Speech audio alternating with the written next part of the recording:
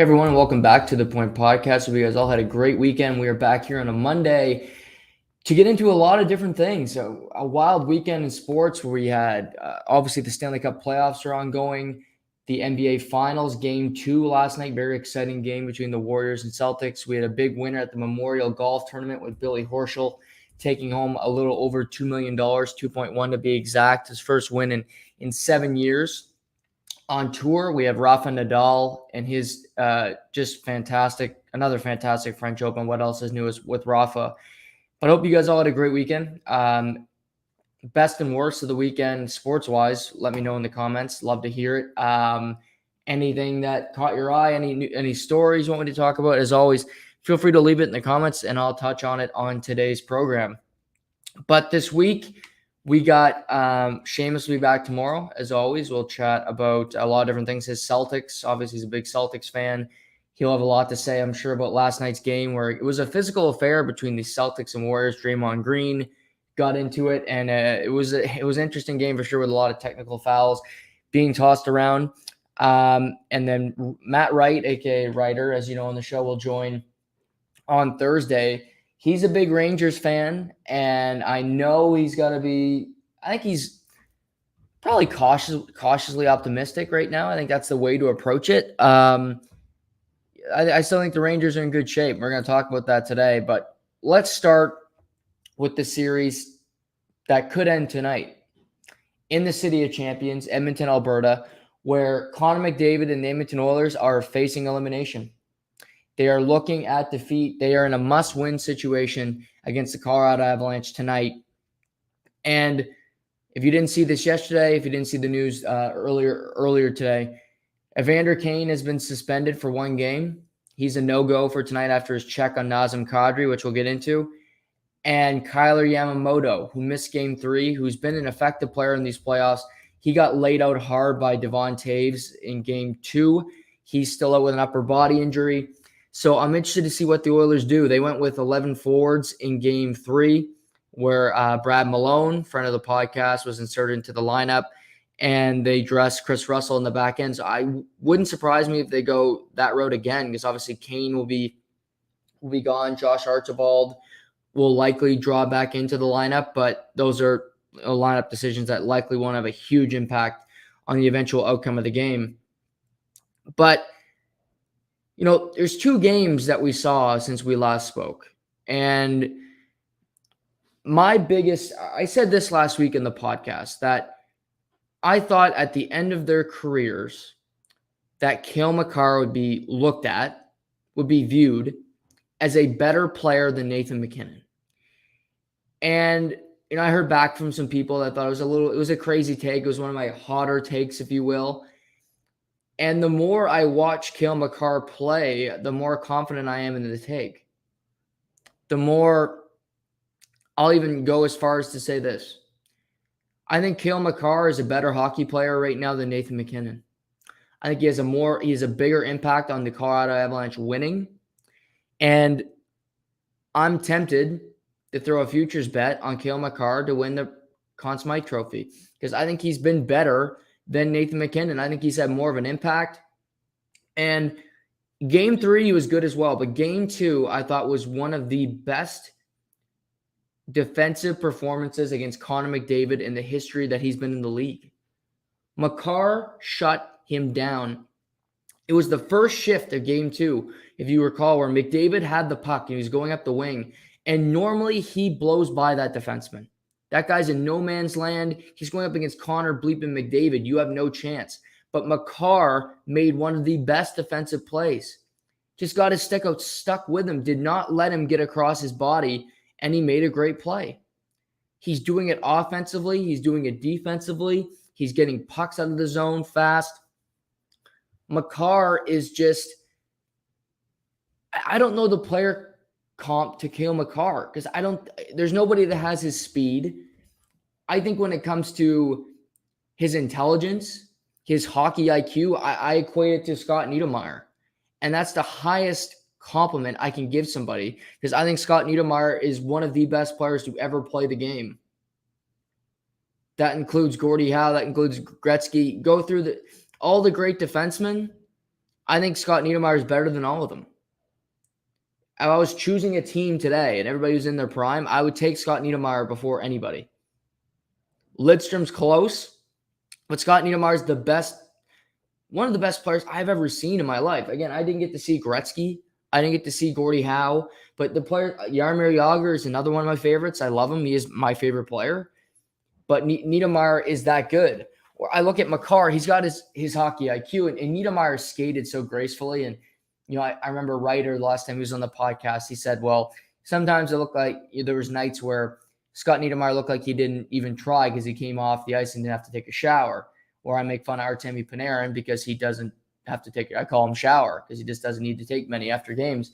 Well, there's a difference because Niedermayer won and seemed to care, where Panarin just too many nights doesn't give a shit.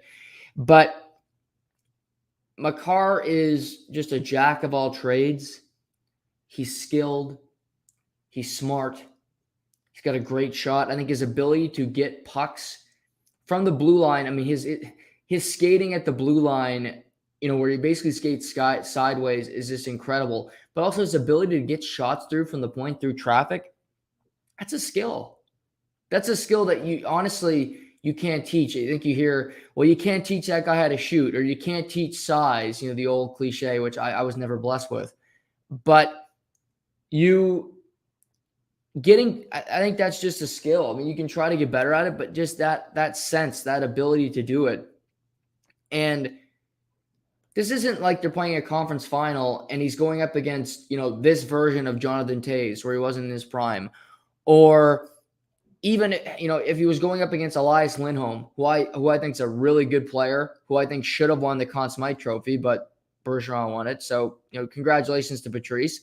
But I think that's more of a legacy award than anything. But it's an uncanny ability. It's incredible what this guy does. And you're playing the best player in the world. You're playing him straight up. And you also got to look at the D pairing. Devon Toews deserves a ton of credit as well. I love Devon Toews. I think he's such a smart player as well. They're a perfect pair. But what I like about this D pairing, I think you think of, well, I thought Carlson was really good. And I even think of like a Hjalmarsson Seabrook when they were winning cups. That D pair was solid. Hjalmarsson blocked everything he possibly could. Seabrook contributed a lot on the back end when it comes to points. Doughty and Slava Voinov also comes to mind. But this D pair is not, one super offensive, and then you have a guy that lays back. Devon Toews will jump into the rush. Yes, Cale Makar will start rushes. That's just how he plays. But Colorado they'll start a 5-man rush because Toews will jump in as well. And that's what's so great about this team is that they are just constantly on the attack. And that's the thing with the Oilers. The game plan has been, we are going to shut down McDavid. Makar deserves a ton of credit. Toews deserves a ton of credit. But Colorado is also swarming him. When Connor McDavid gets the puck, there are just guys around him. They're like bees. He can't go anywhere. Middle of the ice is clogged up. He's got no ice to move. Game 3, I thought he had a good game. But if you really think of the game after, yes, he had some electric moments because he's fast. He's Connor McDavid. But he scored a goal 38 seconds in, which awoke the crowd. But after that, he was just okay. It wasn't that he didn't try or didn't play hard. Clearly he is. He's frustrated. But it's because he didn't have ice. And also, I've talked about how McDavid and Draisaitl playing together, I believe, is a mistake. I still believe that. Colorado should win this series regardless because they're better. But playing McDavid and Draisaitl should be a last resort. It should be something you do on double shifts. It's not something that should happen every time because it's desperate, because then you can just eliminate that line completely and you're relying on the rest of the Edmonton team to provide offense, which I just wouldn't have confidence in. You need both guys going. Now, unfortunately for the Oilers, Leon Draisaitl is injured right now. It's clear. I think he had a high ankle sprain that was reported in the first round. That could have gotten worse. I know that McKinnon trip hit, whatever you want to call it, Saturday night couldn't have helped. He's battling through it. You got to give credit to him for continuing to play because it doesn't look good. But I mean, Colorado's third line, JT Compher, is on a heater. He scored 2 goals in the closeout game 6, scored 2 goals in game 1 of the Oilers series, and he scores the game winner on Saturday night. He's scoring big goals at third line center, but with Kadri out, he jumped up into a more optimal role, and he provided, and he took advantage of it. And also for JT Compher, understanding, looking at the situation where with the 6-minute mark, which turned out to be the game-winning goal, Compher is in the penalty box and they kill it off. But the Edmonton's been out there for 2 minutes, and Evan Bouchard, who is not a great defender, he's a defenseman, but he's not a great defender even when he's fully rested and just roaring to get on the ice. He's dog tired. He's skating back, but he's been on the ice 2 minutes, as I mentioned. Compher goes, lifts the stick, easy, goes down the ice, and beats Smith in a bad goal, quite frankly. Right through the wickets. You got to make that save. It wasn't a great shot.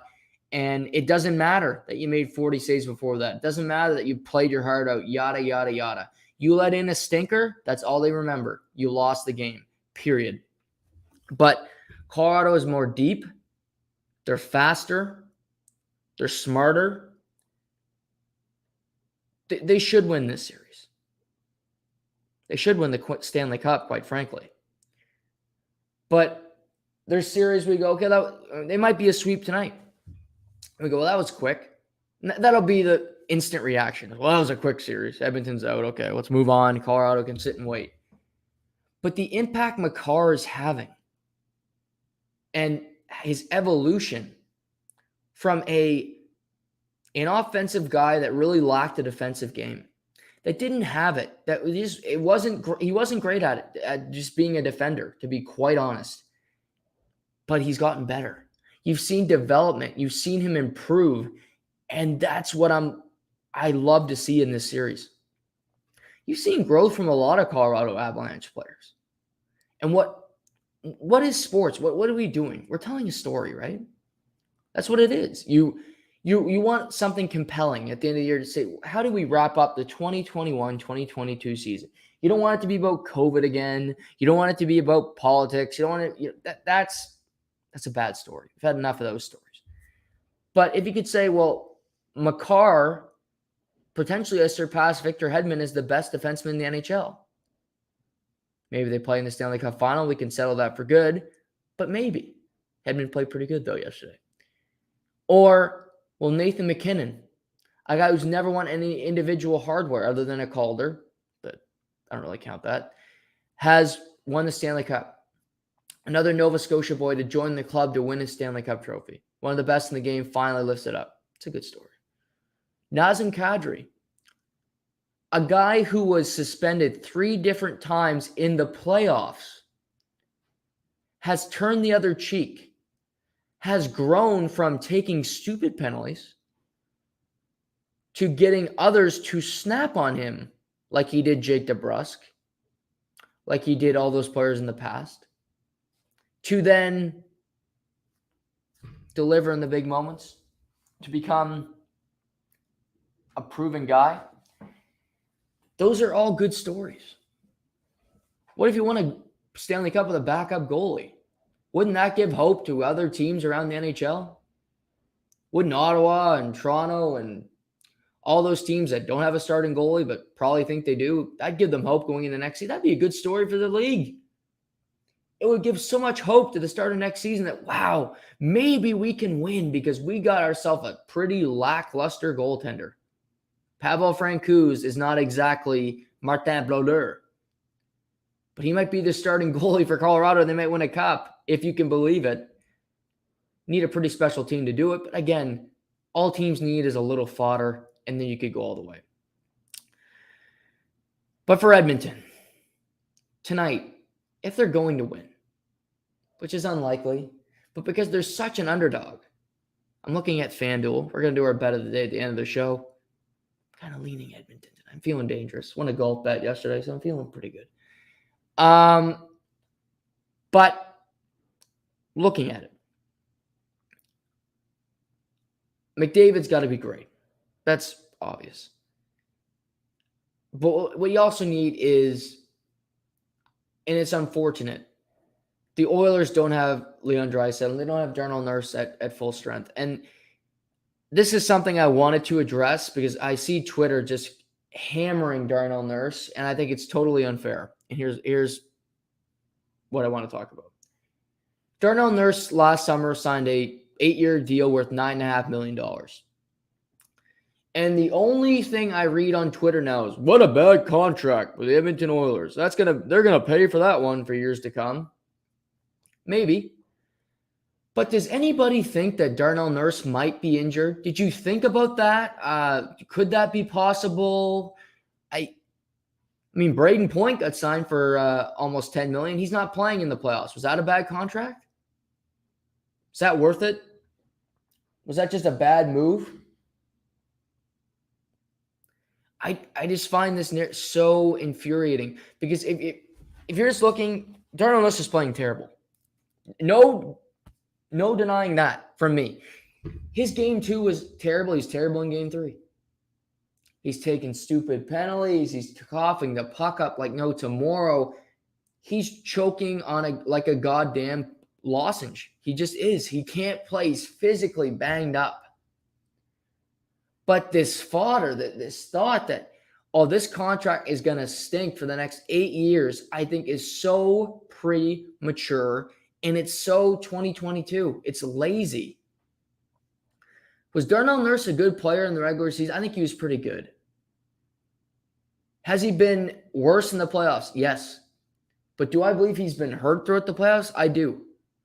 Now, when you play, injuries, there's no excuse for that. I heard Shannon Sharp talk about that on TV all the time. But just because he's playing bad here, that necessarily means he's going to be bad the rest of his contract? I just find that infuriating. So all these guys that went out early, that were high in the points race, are they worth it? Are they bum players? Are they got bad contracts because they didn't make it farther? Is Kirill Kaprizov a bum because he lost in the first round? So you have a bad contract? You couldn't get out of the first round. Nurse is in a goddamn conference final. He doesn't deserve to be killed for this playoff run. He's playing through injury. And yes, I assume it's frustrating for an Oilers fan. But also think of the player. He's trying to play beat the hell up. Did you see what the Bruins just went through with Marchand and Grzelcyk and McAvoy all having big-time surgeries? You think at the end of the year, Darnell Nurse is at the year-end presser when they're cleaning out the lockers, which might be as soon as Wednesday, he might just go in and say, nah, yeah, I had a dislocated pinky. No bigs. I'm feeling pretty good. Pool parties all summer. Going to go chug some beer. I got nothing wrong with me. I'll do a bet with anybody that listens to this show. If he's ready to start the season, I'll be surprised. I think he's got a major injury that he's going to have to get a surgery on. But this Twitter just killing a player. Yes, he's struggling out there. He's playing horrible.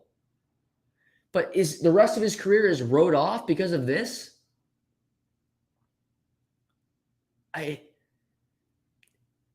You got to look ahead. Darnell Nurse is a good player. He earned that money. Now, is Darnell Nurse as good as Cale Makar? No. Is Darnell Nurse as good as Adam Fox? No. Is he better as Victor Hedman? No. But I think at his peak, he's top 5 to 8 defenseman in the world, period. And I think the comp is, well, Morgan Riley signed for 7, Nurse signed for 9. Well, Nurse is better than Riley. At their peak, Nurse is better. Just is. You watch them hurt. People that on the East Coast that only watch the Leaf games, okay, Morgan Riley's better than Darnell Nurse. He went to bed. You don't know. Us people that stay up, that don't require sleep, even though it would be good, we know. But I found that infuriating over the weekend. I'm sorry for venting to you all, but that it's a bad contract and it's just a dead heat now. Now that this playoff run did it, okay. Then everybody loses early is a bad contract.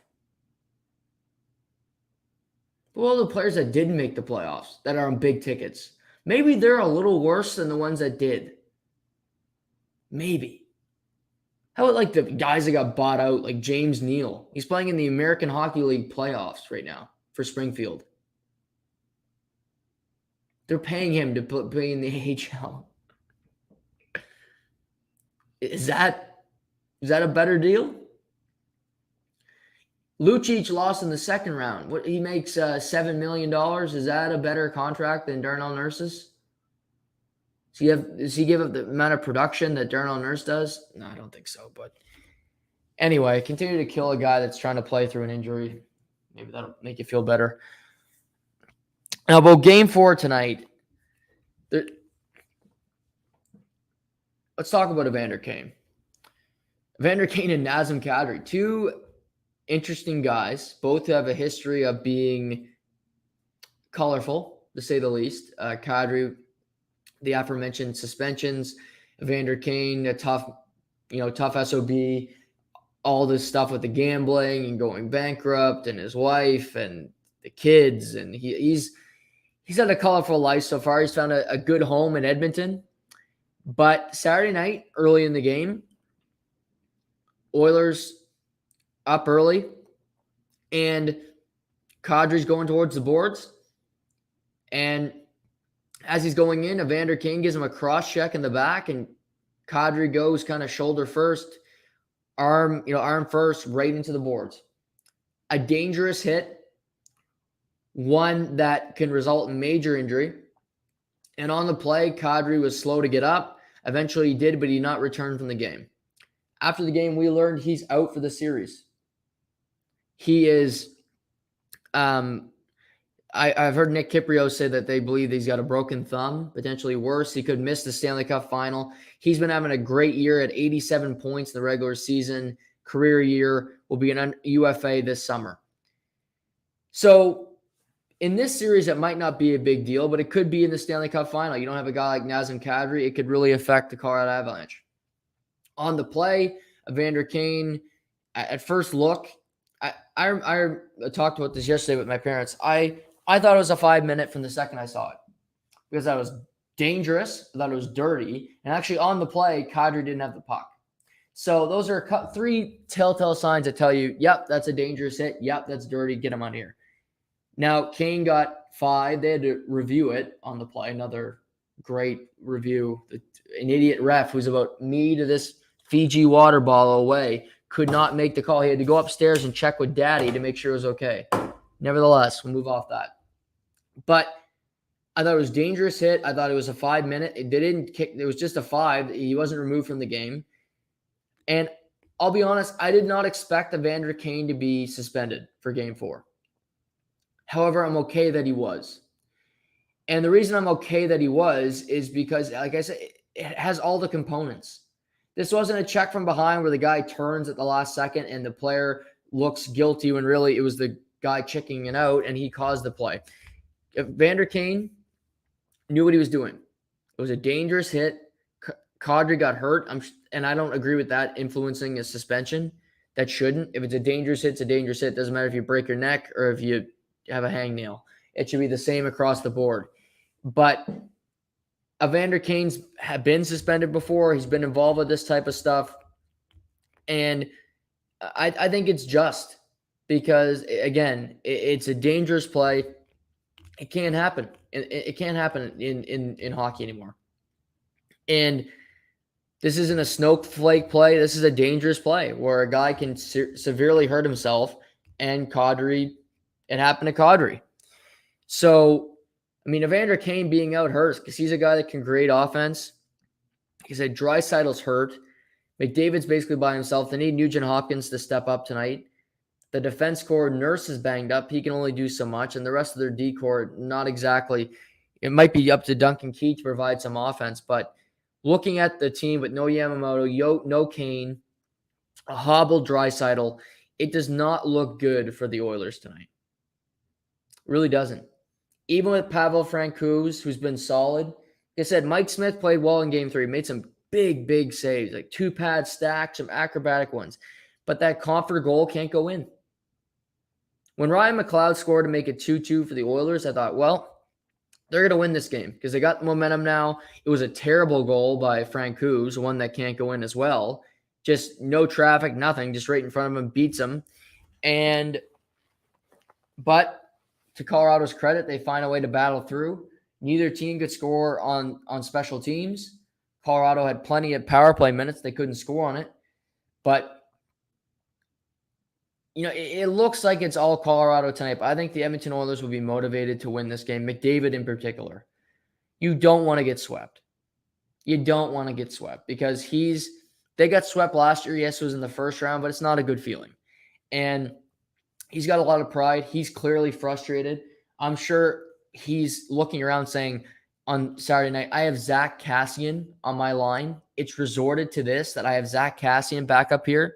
He's probably looking at it saying, I had Kassian for a number of years. I am Patrick Maroon. No offense, Big Rig. Great Stanley Cup champion for a number of years on a first line. This can't be happening. That can't be the line. It can't be Zach. I'm sorry, but it can't be Zach Kassian. As much as, and the big reason why Zach Kassian has been got that first line role is because Jesse Puljujarvi's been terrible. His effort's inconsistent. He looks out of the game, just doesn't look invested. He's got brick hands. He can't score a goal to save his life. I might try it tonight. He didn't deserve an opportunity to get a crack at the first line, but Kane's out.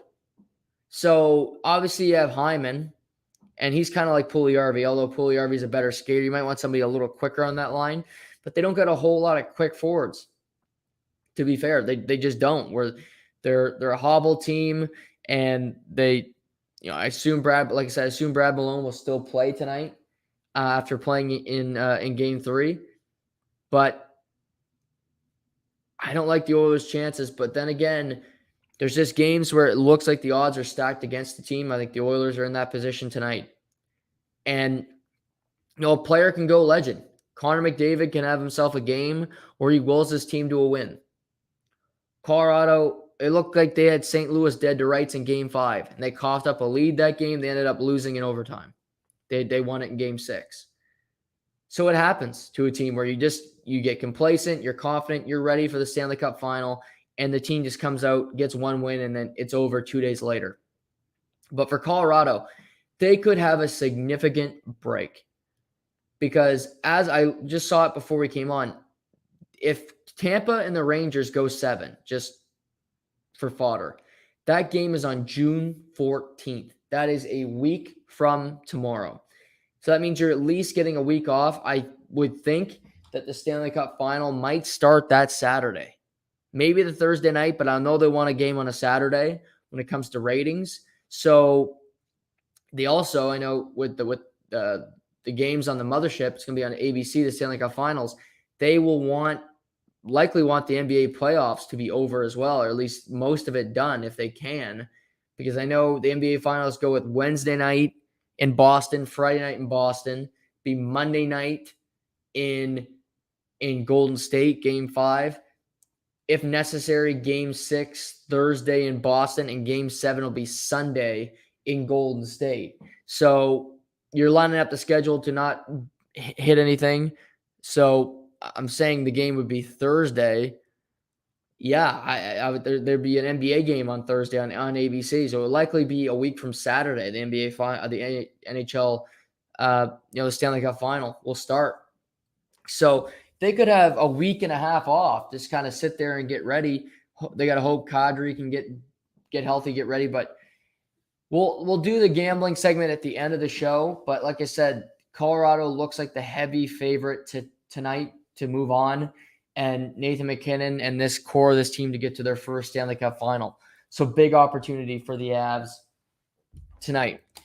Now, before we get to the other series, there's breaking news here, and that is that Phil Mickelson announces his return to golf with the Live Golf Invitational Series, beginning with this week's tournament near London.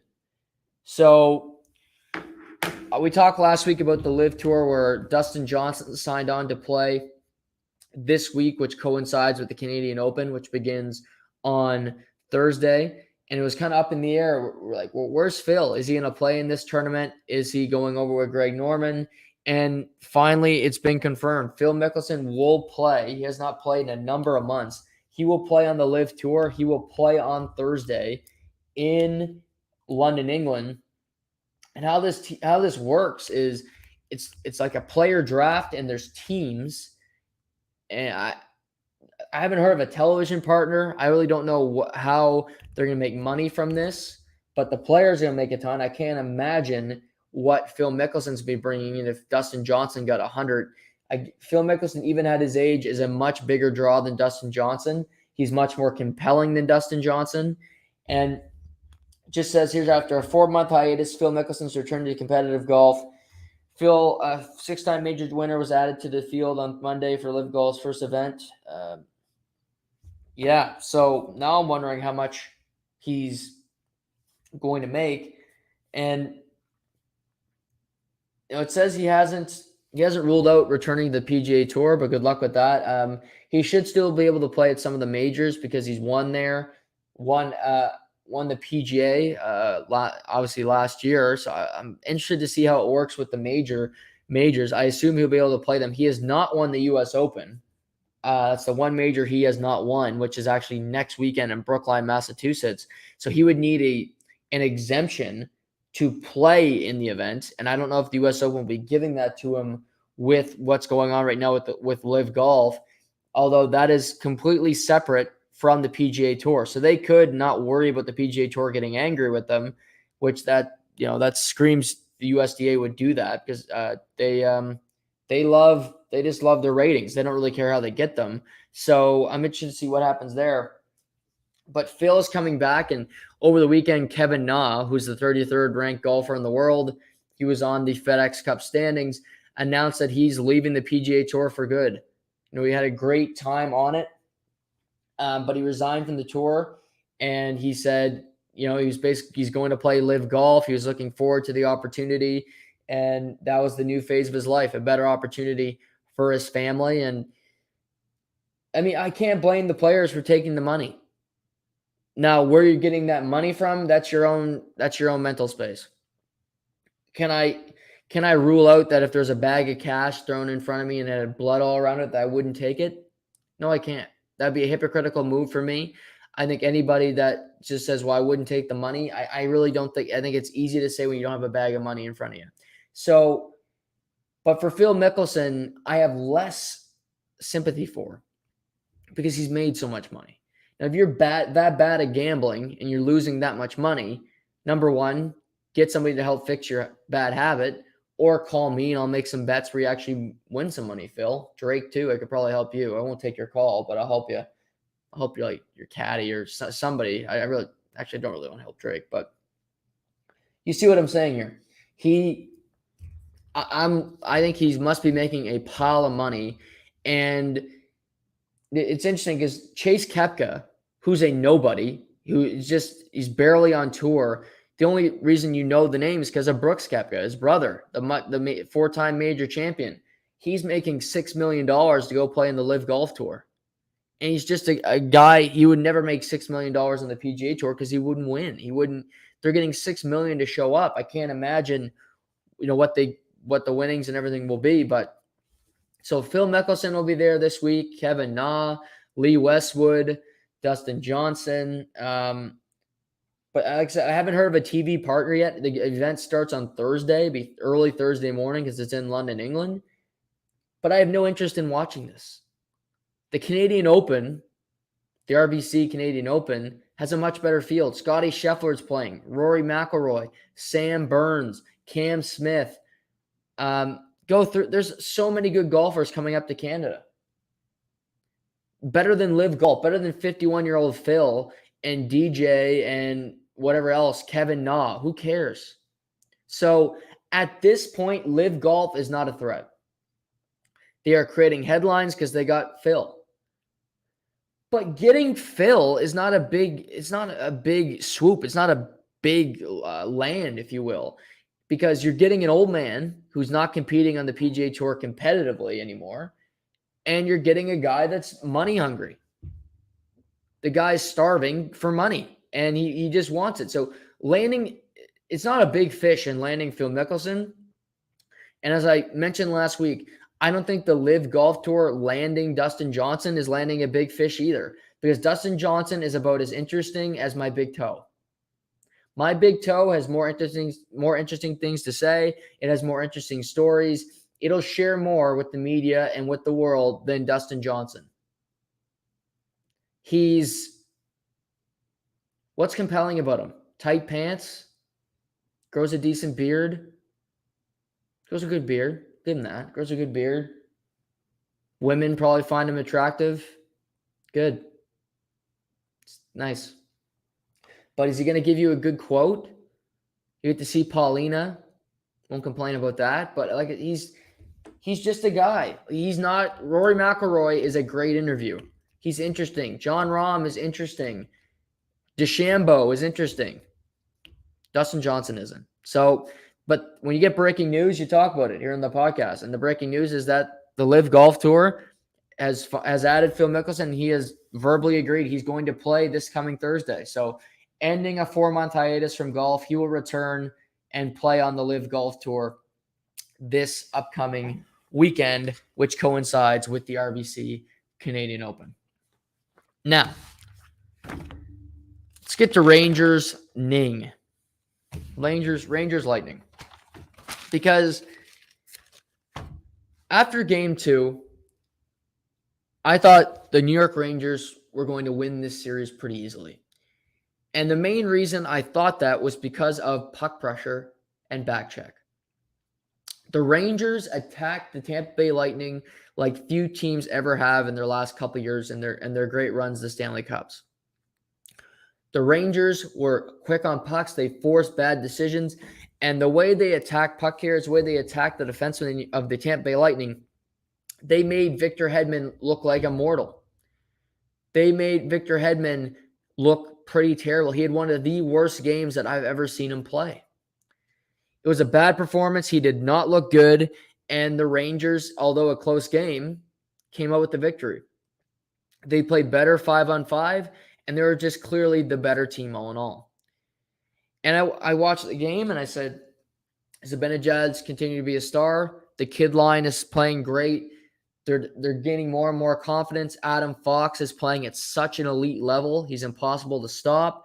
It looks good right now for the New York Rangers. So then we get to game 3. And yesterday was a page turner. It was an interesting game for me. It was a game where it was completely different from Saturday night, where Saturday night there was a lot of special teams opportunities, but neither team could capitalize. Where early on, the first 4 goals of the game were all power play goals. 2 from the Rangers, 2 from Tampa. It was all special teams. It was all about capitalizing on opportunities, and a couple poor games for some guys as well. A couple stupid plays from the Tampa Bay Lightning where they get 2 penalties, goalie interference, which just can't happen, with Corey Perry getting one and then Riley Nash getting the next. Inexcusable plays that both lead to 2 goals. And then Jacob Trouba had one of the worst games I've seen him play in a long time, where he had 2 penalties. They both led to goals. He gets 2 interference. He gets a holding penalty. Then he gets an interference penalty.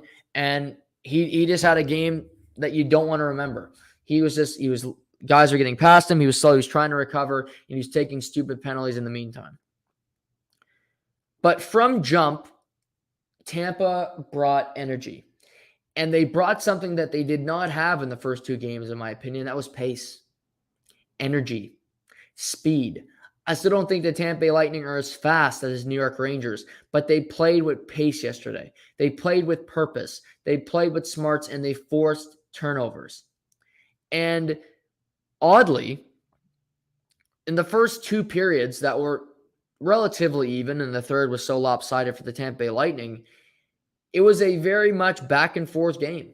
Odd man rushes where you saw Keandre Miller get out and make some great plays. Chris Kreider on the jump with Mika Zibanejad. Kucherov making spectacular plays. But I looked at the third period, and Tampa just brought it. And what the third period was, where they outshot their opponent 18-4, it was a sense of urgency. It was a team that knew they had to win that game, which they did.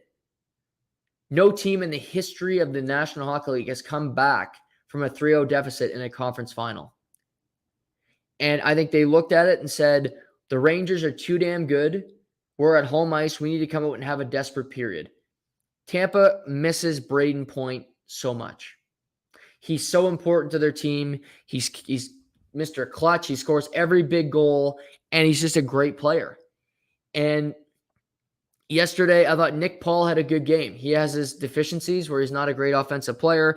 And Cirelli played. I thought Cirelli's line 5-on-5 was the best line for Tampa with Brandon Hagel, who continues to be snake bit, but he's all around the net. He's playing hard.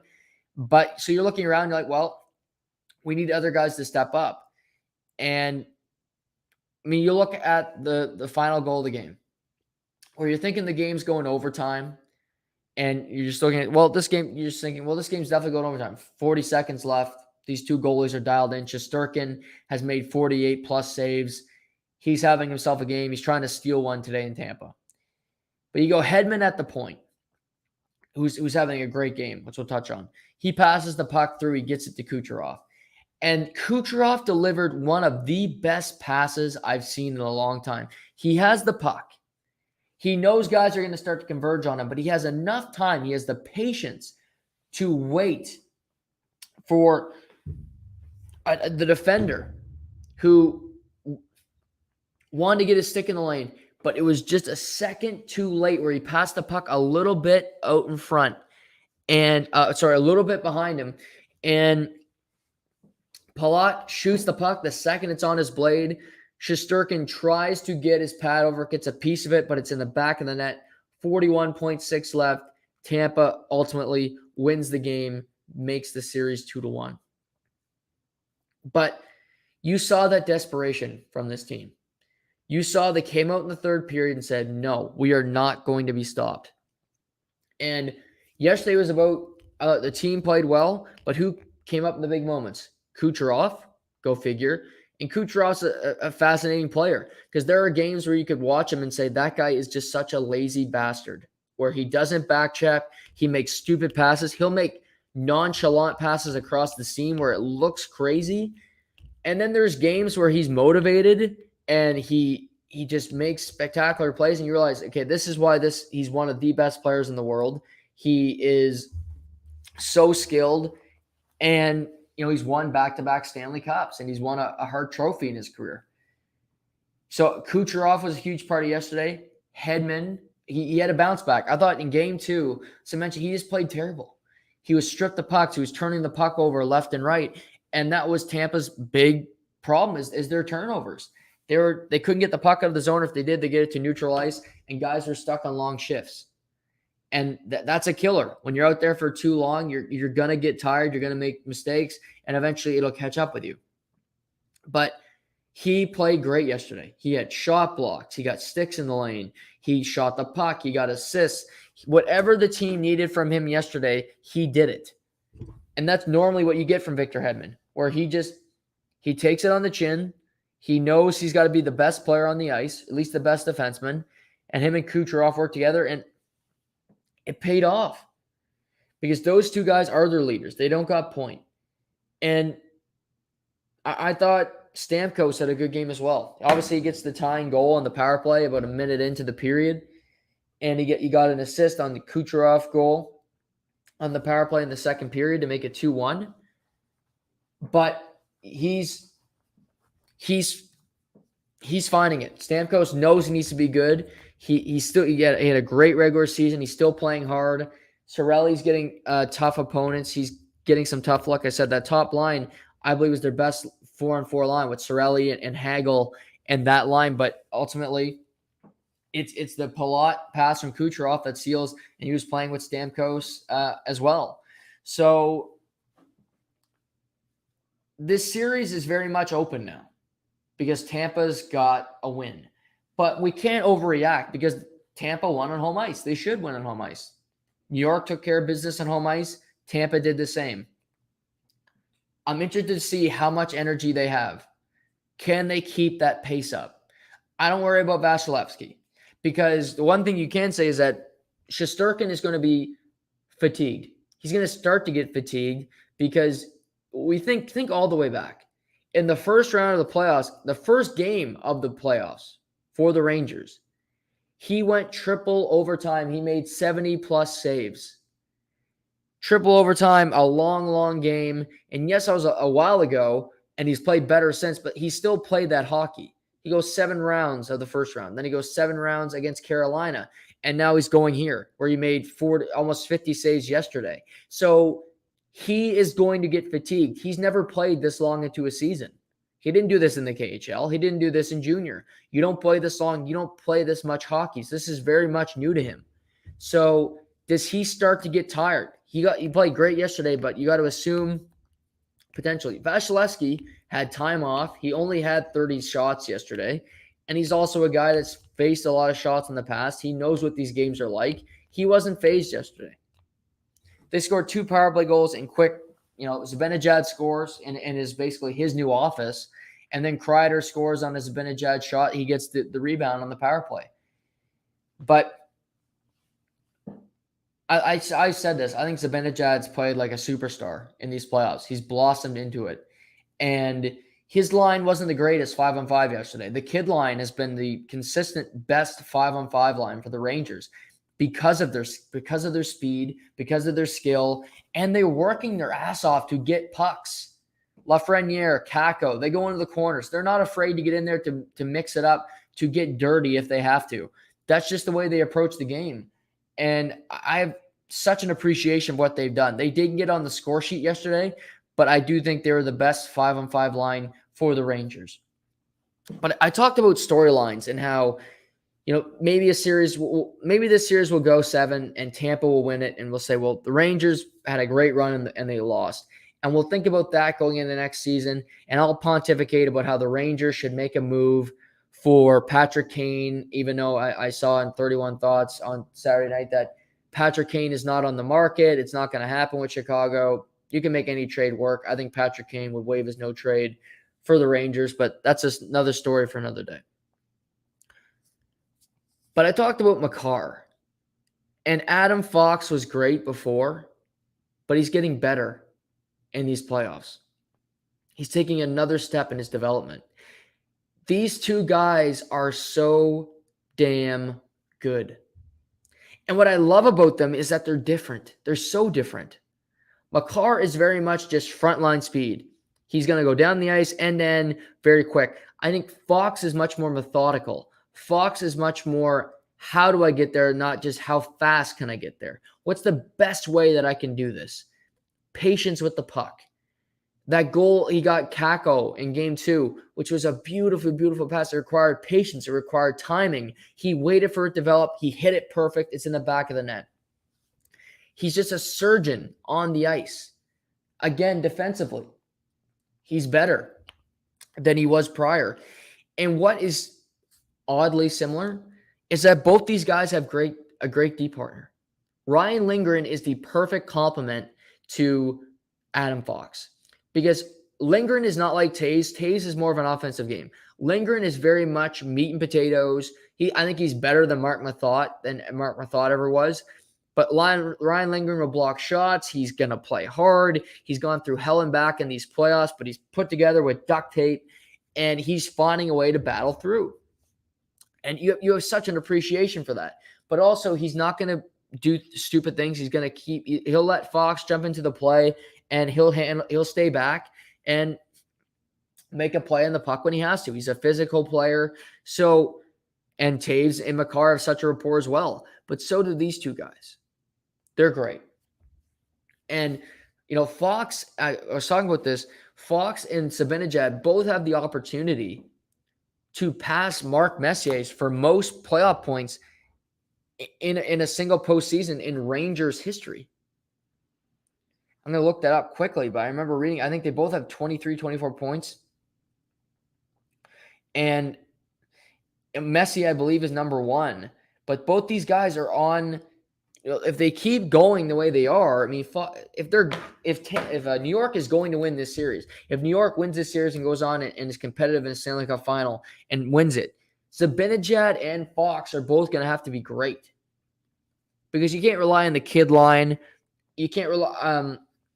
Strome looked banged up. He left the game yesterday playing with Panarin, and I actually thought Panarin.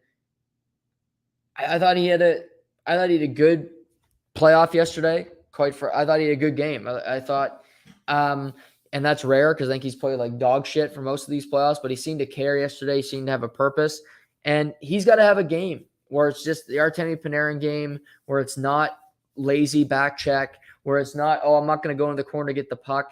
He's the William Nylander, but he doesn't get criticized for being William Nylander.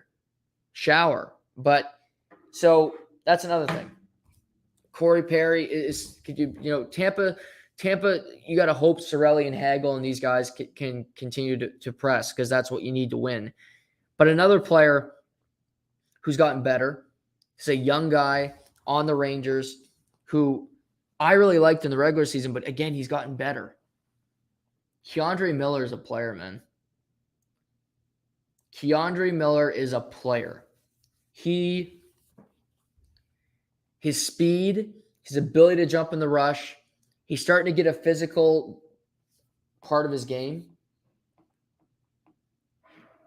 He is awesome. The more I watch him, I just love what I'm seeing. I think he's just a smart player. He's only going to get better. And I said before, I don't know if I'd put him in the Patrick Kane trade, potentially. I wouldn't want to because I'd want to trade Braden Schneider. Schneider, I think, could be good, but Keandre Miller, he's already proven. He's starting to prove that he can be a top 4 defenseman, no problem. He has his warts. He'll make his poor decisions on the ice like everybody, but he's getting better. He's great. I think these defense cores for both these teams are pretty solid. Trouba is normally a good player. He had a rough game yesterday. One that he wouldn't want to remember. It was one of the worst games I've ever seen him play. I don't think Sergachev has had a particularly great series. I don't think he's had a great playoff, but he's still a great young defenseman. I mentioned Hedman had a bad game too, but you look at these defense cores, Miller and Lindgren and Fox and Trouba, Schneider, Justin Braun does his job, and you got Chernak over on Tampa and Ruda and all these. It's a great defense. It's great goalies. That's why these power play goals are so important. You had one 5-on-5 goal yesterday, and that was the difference. So, game 4 tomorrow in Tampa. We'll talk about it more tomorrow, but I still feel game 3 is a must win. I think game 4 is a must win as well because I think New York closes it out at home if they win tomorrow. I have a belief in New York that they are going to be the team to dethrone Tampa. But if Tampa can go 2-2, then they're in the driver's seat because they've been in this situation. They've done it before. They won a game 7 last year against the Islanders, 1-0 in the conference final. But I think if New York get a 3-1 lead, Tampa does not have the firepower to come back from a 3-1 deficit against this team. I truly don't. With the goaltending and the way they're built. But both series have been really compelling. It was 3-0 obviously in one series, and it could have been 3-0 yesterday, quick for the Rangers. Ultimately, Tampa gets the win. But I think the conference finals have been really good hockey. Despite the 3-0 and what's happened, the hockey's been really good. We've seen some really good performances from players, and we got a game tonight and also tonight, and I see it's going to be on TV, and I thought I'd talk about this, that the WHL, the OHL, and the Q are going to be on TSN this whole next week as they go into their championship rounds before the Memorial Cup, which begins a week from Monday. A week from Monday on the 20th. So, and I'm not trying to do a PSA for TSN because I could care less, but I do like watching junior hockey. And tonight you got Windsor and Hamilton, game 3, series tied at 1. You obviously got Mason McTavish plays for the Hamilton Bulldogs, the 3rd overall pick by the Anaheim Ducks. You got Wyatt Johnson, who's had a great year for Windsor. He's a first-round pick of the Dallas Stars. He's ripped it over. I think he had 112 points in the regular season for Windsor. He's had a great playoff as well. So these two teams nip and tuck 1-1. And the W, you got Seattle and the Edmonton Oil Kings. That series is tied at 1. Seattle, kind of an underdog. You hear Oil Kings have players like Caden Gooley, who's a first-round pick of the Montreal Canadiens, Jake Gunther, a first-round pick of the Edmonton Oilers, Jake Neighbors, a first-round pick of the St. Louis Blues. And then you got the Shawinigan Cataracts and the Charlottetown Islanders in the queue, where Shawinigan won in overtime last night. They now have a 2-0 series lead heading back to Shawinigan. So the junior games are going to be on TSN this week. And that's just something to look out for as well. You got hockey, but those games will be on TV as well. So that should be a lot of fun. But yeah, game 4 is going to be interesting because I want to see how Tampa comes out and how New York responds. And really one of the more interesting aspects for me is just how tired is Igor Shesterkin. I mentioned beginning of the series that New York had to win the series early, win it as quick as possible because I felt they were going to get tired before Tampa would because Tampa had a long layover. So if I'm right about that, I think for New York, winning tomorrow is imperative because the longer it goes, the more tired you are, the more experience Tampa has, and they might just find a way to win a 2-1 game in New York. You head back home, and the series is over before you know it. So we'll see what happens, but game 4 tomorrow in St. Petersburg, Florida. So we'll see what happens then. I mentioned Live Golf. We'll talk about NBA here in a second, but French Open. If there was any debate before about who the best tennis player in the history of the game is, I really think it's over. Rafa Nadal has 22 Grand Slams. 14, which is crazy, have been won at Roland Garros in Paris on the clay. He's lost 3 matches there all time. 14 majors at one location. There's no athlete, I can't think of a comparison where one guy is as dominant as Nadal is on clay. Like, there's no golfer that says, well, I go to Tiger at Augusta. It's not close. No, you're not even in the same ballpark. Even an athlete, like a team sport athlete, I really don't think there's a dominance level like Nadal on clay. 14 Roland Garros titles, 14 French Open titles. And I believe in those Grand Slam finals, he's only lost, I think, like 7 sets or something crazy like that in those 14 finals. But he's got 22 Grand Slams now. That's 2 more than Federer. That's 2 more than Djokovic. And I don't think he'll end up with the most. I think Novak will. But if Novak is piling up Grand Slams when Nadal is retired, it's not worth as much. Nadal beat Djokovic on the way to get this. Nadal has beaten Djokovic at Wimbledon. He's beaten Federer at Wimbledon. Federer's never beaten Nadal in Roland Garros. His best surface, Federer's best surface. Nadal's beaten Federer on his best surface. Tells you something. But 22 Grand Slams. It's incredible. And Casper Ruud, 23-year-old, same age as me in 98, played him yesterday, and it was a no contest. Match was over. Like, Nadal broke him his first service game. You just knew it was a little over 2 hours. It was quick work from Nadal. His toughest match was from Felix Auger-Aliassime. It went 5 sets in the 4th round. But he battled through that. Then he played Djokovic, won that in 4. Djokovic couldn't match him. Nadal was just too good. Zverev, he had a tough match him, but Zverev, I believe, might have tore ligaments in his ankle. Got hurt in the 2nd set tiebreak. So Nadal got a walkover there. And then he gets Casper Ruud in his first major final, playing his idol, and he wasn't up for the challenge. But 22 majors. And now the tennis world, what's interesting moving forward is Wimbledon. Because this is what's happening. In Wimbledon, the Russian players can't play because of the war. This is what they're trying to do to, I guess, get back at Putin. Like, that'll work. But that's their stance. I think it's stupid. But nevertheless, keep those people happy, I guess, that just like this is going to stop the war. Anyway, yeah, stupid. But anyway, the Russians can't play. So the Russian players can't come. Where Medvedev is the second-ranked player in the world, and Andrei Rublev is the number 6th ranked player in the world. Both of them were in the round of 16 at the French. So both guys will not be there. There's a switch. Alexander Zverev, who's the 4th ranked player in the world, we just saw get hurt against Nadal. And he, like I said, tore ligaments in his ankle. He's going to likely need surgery. He's not going to be ready because the tournament in Wimbledon starts at the end of June. It's in about 3 weeks. So he's not going to be playing. So there's another guy.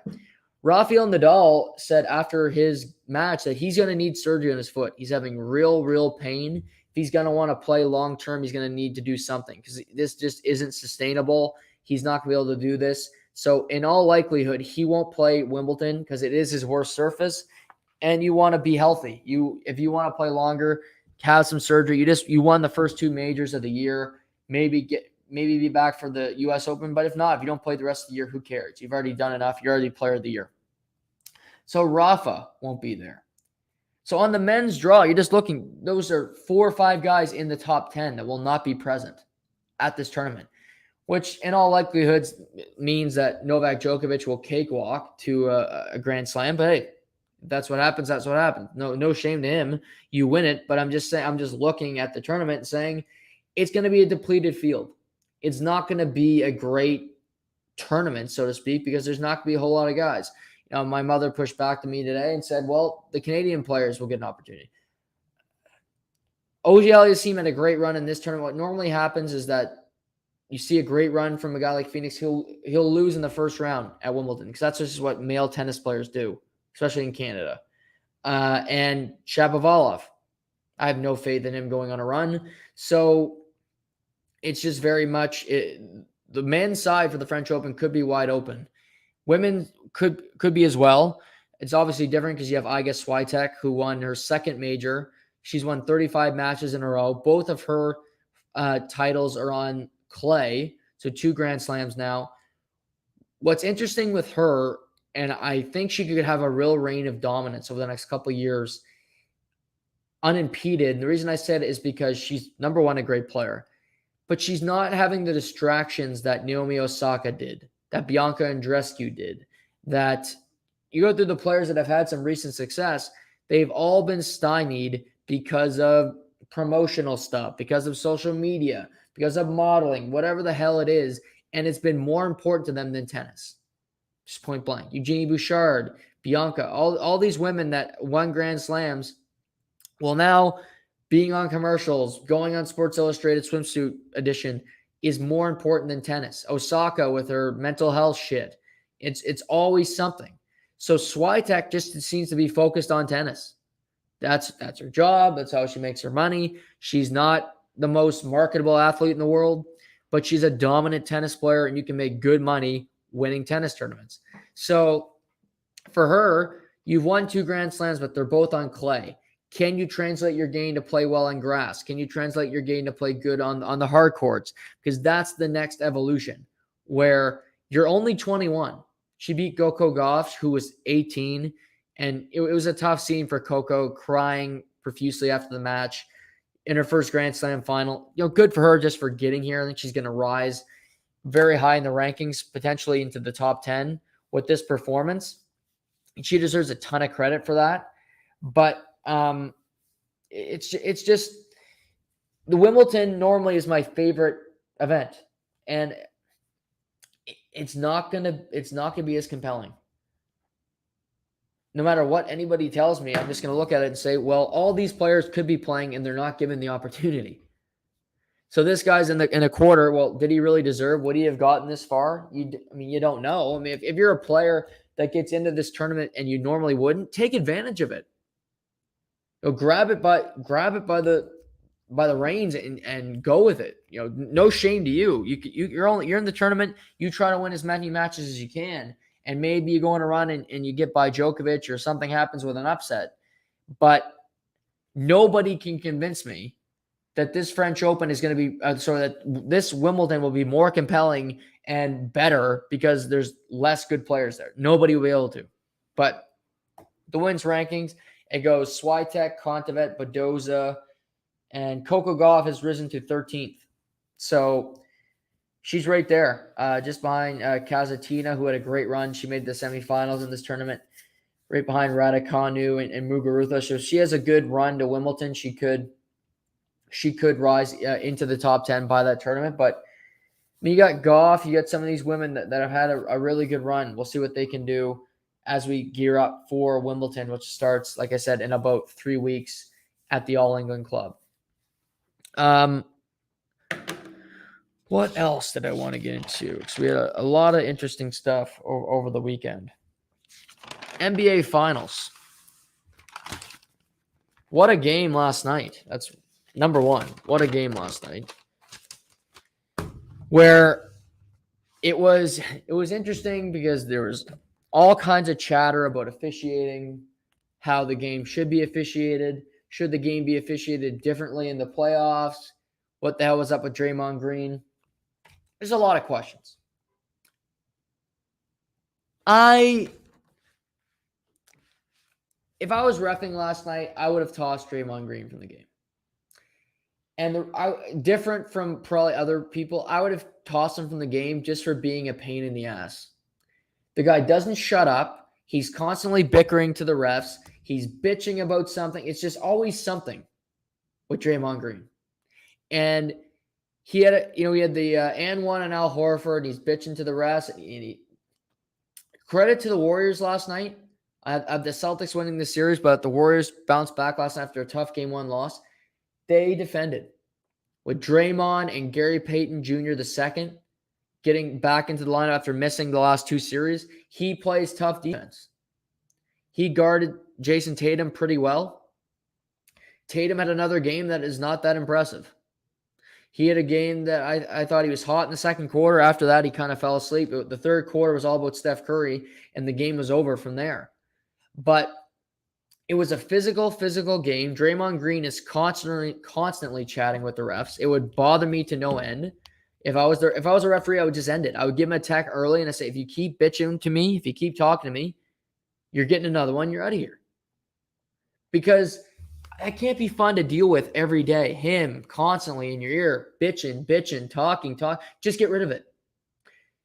You don't stop a problem by pushing it forward.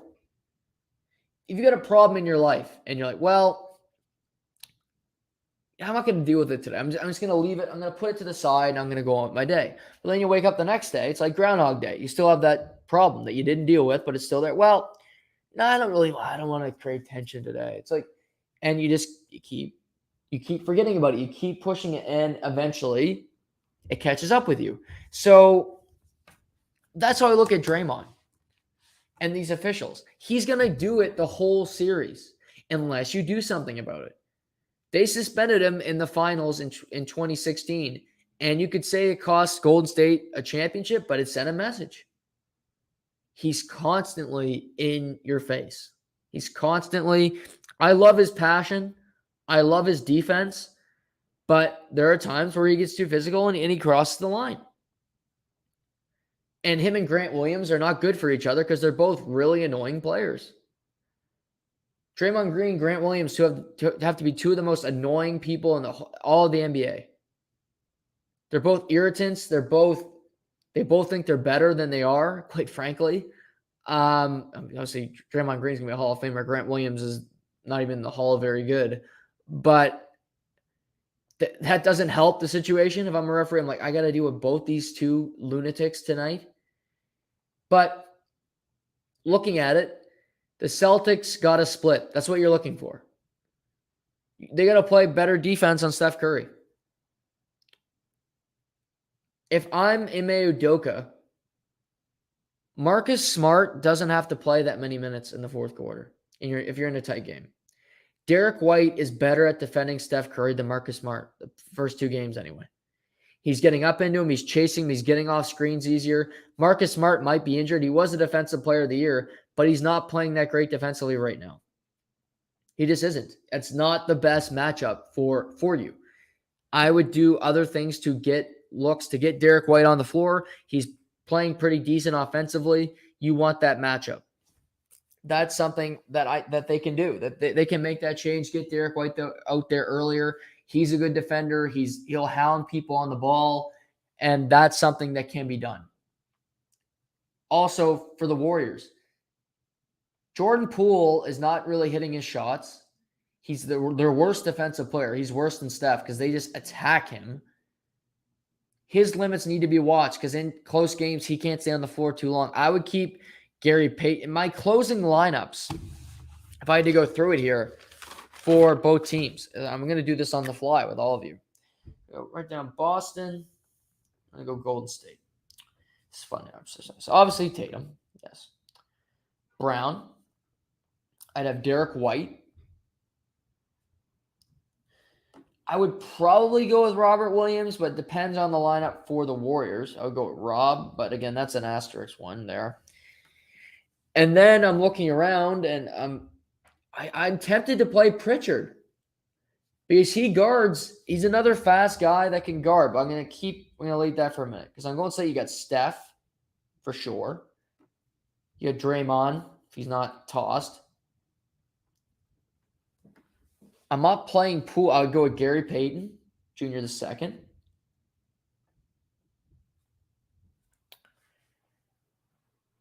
Clay, as good of a player as Clay used to be, he's not a lock to be in my closing lineup because he's not as good of a defender, and he's not a great shooter. So far in these playoffs, he's been very spotty. He hasn't been shooting the ball well, and if he's not doing either effectively, and they might get to a point where they go, well, we have to play somebody, and Clay might get on the floor. But I'm just saying if they had better options, he might not be there because he just it's sad to see him play because he's not what he used to be. Obviously, he tore his ACL, and then on the recovery from that torn ACL, he tore his Achilles. He missed 2+ years. It was bound to affect him, and of course it did. And it's just incredible that he's playing, that he's back out there. But you watch him, and I go, he's not moving that great. His defending he used to be an all-NBA defender. His shooting is not all that well. But I would go with Wiggins. I forgot about Wiggins. It just came to mind. Wiggins is a sure thing. And then I look like Poole at 17 last night, but those were deceiving because a lot of those were in garbage time. But Otto Porter Jr. could be a big because I think for Boston, is that you're going with Derek White. Robert Williams only played 14 minutes last night. But I go with Horford for sure. And I probably go, if they're going to go Wiggins, because I like Golden State, you got Steph can guard. He's not really guarding many people. I mean, if they go Pritchard, you can go Steph on Pritchard. So there's a matchup for both. So Steph, Pritchard, Tatum, and Gary Payton. You got Draymond can guard Al Horford. You got Wiggins on Jaylen Brown. And, yeah. And then for Golden State, the last guy, I would probably put Clay. And he can guard Derek White. He can guard Derek White. He can do that. Those are my closing lineups for both. That's how I think I'd approach it on both these coaches. I got Tatum, Jaylen Brown, Derek White, Horford, and Peyton Pritchard.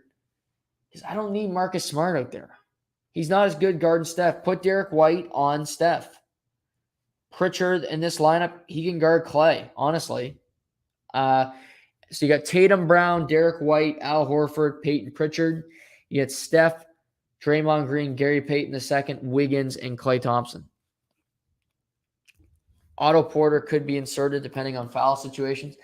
But that's how, like, as you look at it, like Robert Williams is probably not going to play that many minutes. Pritchard played 19 last night, but Grant Williams, this might not be the series for him. This might not be the situation.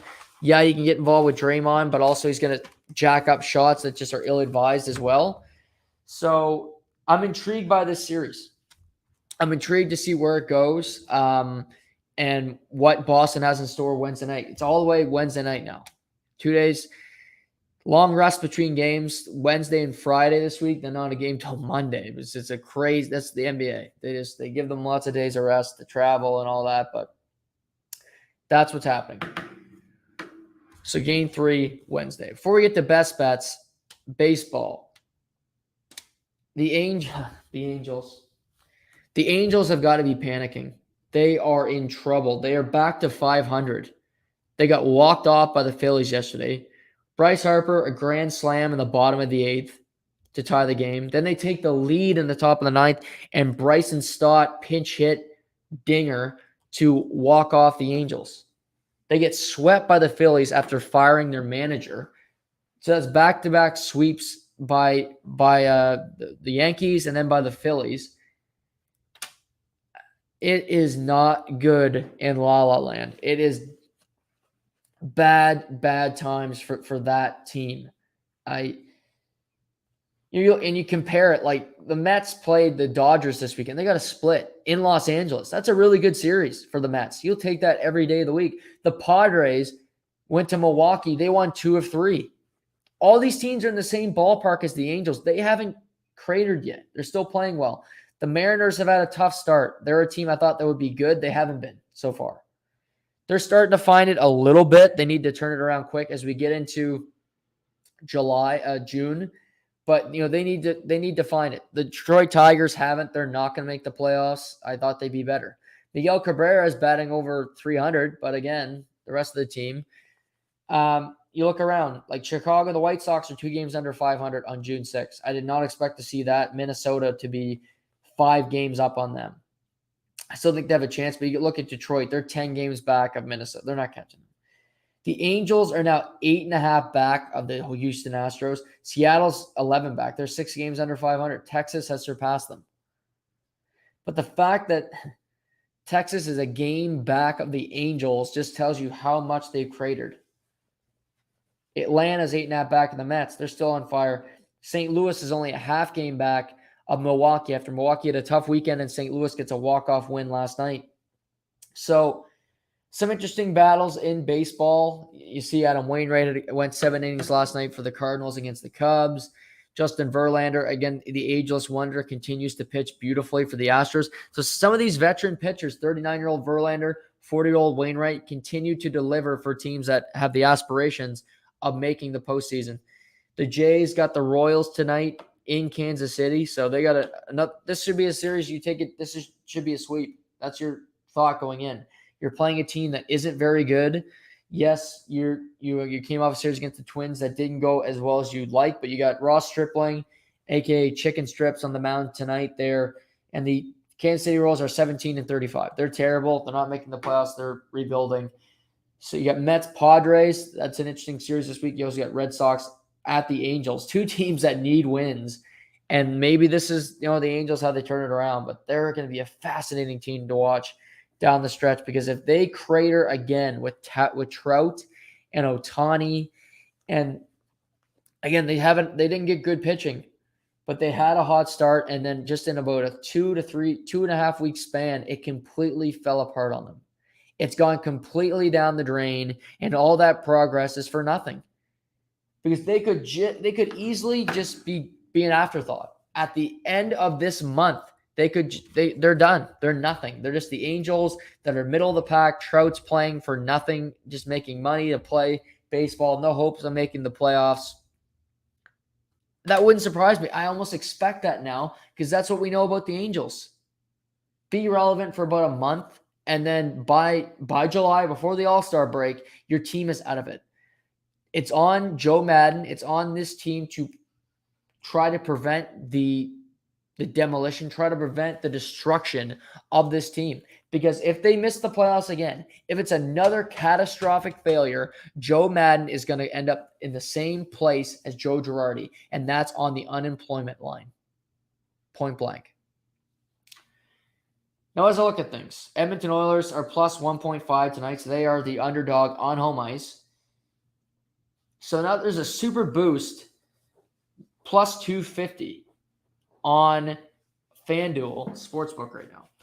McDavid 2+ points, and both teams score in the first period. They did in game 1. They did in game 3. So this is an even game. Why is that a boost? Why is Vegas putting that out there? Why is that a boost? That worries me a little bit. That's the odds. That's something that's happening tonight. But I do for some reason, the Oilers should be swept tonight. They're missing Evander Kane. There's no logic for me saying this.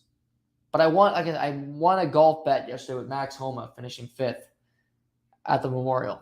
So you feel good about it. You want to throw $20 on the Oilers tonight?